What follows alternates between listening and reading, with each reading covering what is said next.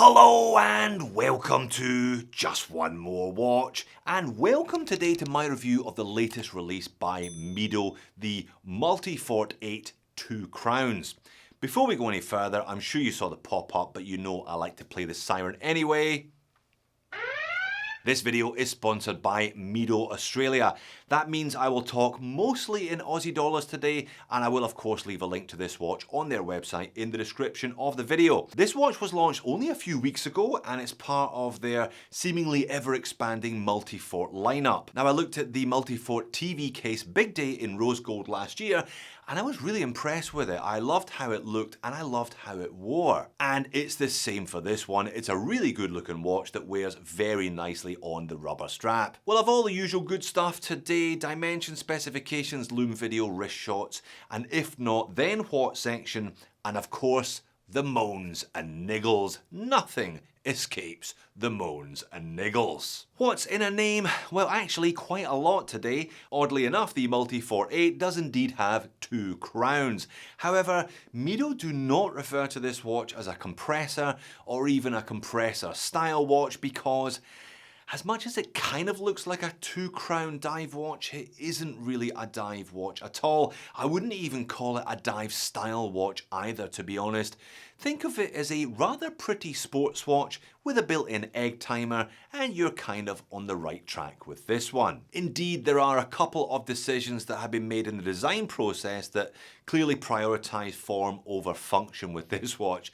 Put it that way. I'll of course explain myself a bit later on. But first of all, what on earth did I mean with the thumbnail today? What on earth is technometry? Well, I think there might have been one too many double espressos consumed by the Mido marketing department when they came up with that one.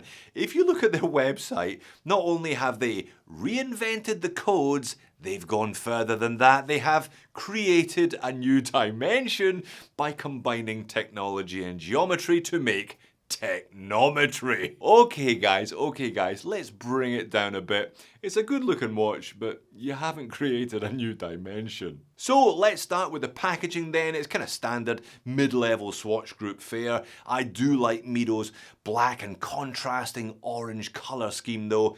2-year warranty is pretty much par for the course, and yeah, we probably don't see this enough. A not so subtle reminder not to set the date of the watch between 8 PM and 2 AM for fear of damaging the movement. Let's talk range and let's talk price then. At the moment there are 3 different dial colours available. There is a black dial on bracelet and a grey-green dial also on bracelet. They're both 1,900 Australian dollars. Clearly I have the third option, the blue dial on rubber. It comes in, frankly, negligibly cheaper at 1,850 Australian dollars. I was actually given my pick of the range, and I chose this one because I really enjoyed the TV Big Date on the rubber strap last year. I think it really suits this type of watch. It's a great rubber strap, as you'll see. Now, with certain retailers here in Australia, you might be able to negotiate a bit of a deal on that. And if you are in the States, I've seen this one for under 1,000 US already. So, as always, shop around. Alright then, dimensions and specifications. Now, I measure this one at just under 40. I measure it at 39.8 mil in diameter, although Mido quote 38.4 for some reason. I am not sure quite where they get that figure from. Thickness is just under 1 centimeter at 9.8 millimeters. That is really nice and slim, and it's a good lug to lug today as well at 44.9. Lug width, well, they quote 12 mil, but really, you're looking at Mido only accessories for this one, so choose wisely initially. Weight as supplied here on rubber is 93 grams, crystal is flat sapphire with double-sided anti-reflection treatment, water resistance is 100 meters, both of the crowns screw down. And finally, the movement. Well, Mido calls it a caliber 72. Now pay attention 007. The caliber 72 is based on the ETA 31.111. The ETA 31.111 is in turn based on the ETA 2892-2.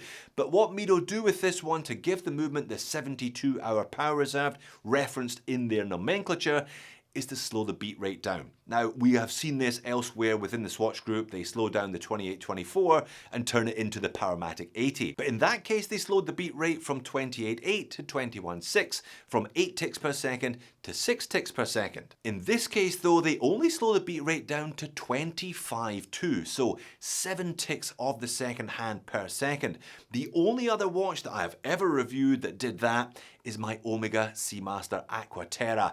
So there you go then, a bit of a unicorn this one. You get that higher power reserve, but you also get a smoother sweep of the seconds hand. Now, standard variance for the 2892-2 is plus or minus 20 seconds per day. So this one is running nicely within that zone. Let's get back to the case then, along with those two crowns and the bezel that really is the defining feature of the whole watch. Indeed, the rest of the case very much feeds off and flows from that angular bezel design. Check out the long, angled, high polished flanks adjacent to each of the lugs. Check out the two Mido branded octagonal blued crowns.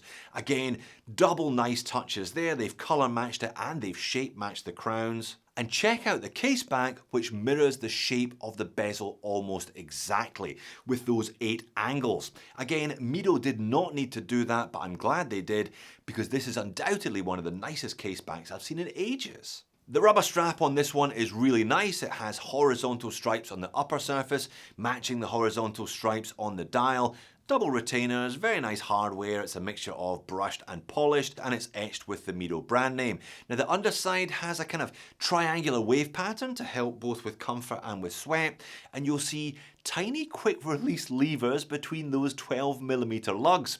And if you squeeze one of the levers, you can now see the mid-link is not part of the case of the watch, it's part of the strap. Very, very nice indeed. Probably going some way to explaining why there isn't a huge price difference between the rubber strap and the bracelet version. Alright, dial and hands, let's have a quick look at them because we've already seen them plenty of times. Very much like the TV Big Day, there's a noticeable horizontal striping to the molded dial, and as I'm sure you've noticed, it's a sandwich dial. So the wedge-shaped indices at 12, 6 and 9 and the circular indices everywhere else sit on a lower portion. They sit underneath the main dial surface.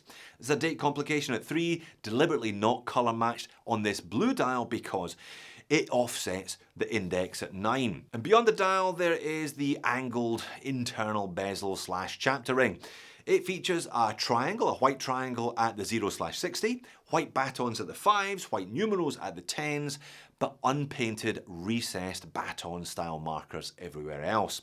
And it's a really simple set of stick hands on this watch, beveled edges with Lume running down the center, and a flat, high polished needle style seconds hand.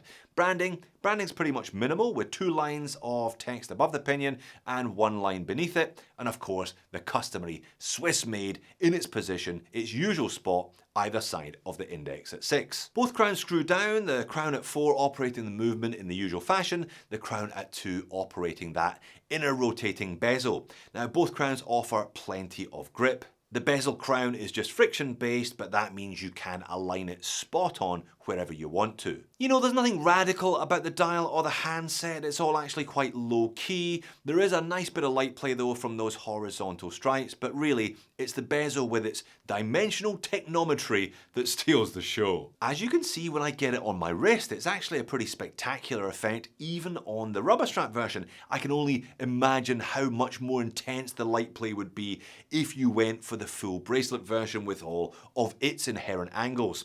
The rubber strap version therefore offers a nice compromise, definitely a little bit of bling, but not too much. And the strap itself is really comfy. I've got a 7-inch wrist for your reference. There are plenty of usable holes left. I would say this one will fit up to an 8-inch wrist comfortably therefore on the standard rubber. Overhead legibility, it's okay if not amazing. Now the high polished silver hands kind of do the work, they work to its advantage, but they're not massive hands, and the dial itself is fairly small for a 40mm, very small for a 40mm to be honest, thanks to that big external fixed bezel and then the angled internal rotating bezel / chapter ring.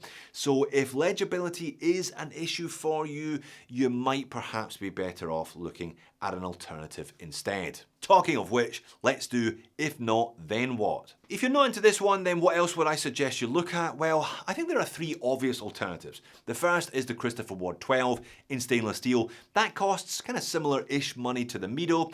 The two other options are from within the same Swatch Group umbrella of companies. Those being the Tissot PRX Powermatic 80, that is definitely the cheapest option, cheaper than the Mido. And I reckon you should also have a look at the Multifort TV Big Day as well. Great watch, I really enjoyed that one, and again, a little bit cheaper, sitting between the Auto PRX and the Multifort 8 2 Crowns. Again, these are all Aussie RRPs on screen. Alright, moans and niggles. No review is ever without its fair share of moans and niggles, and that includes this one. Legibility has been discussed already. It's a small dial, so do factor that into your thinking.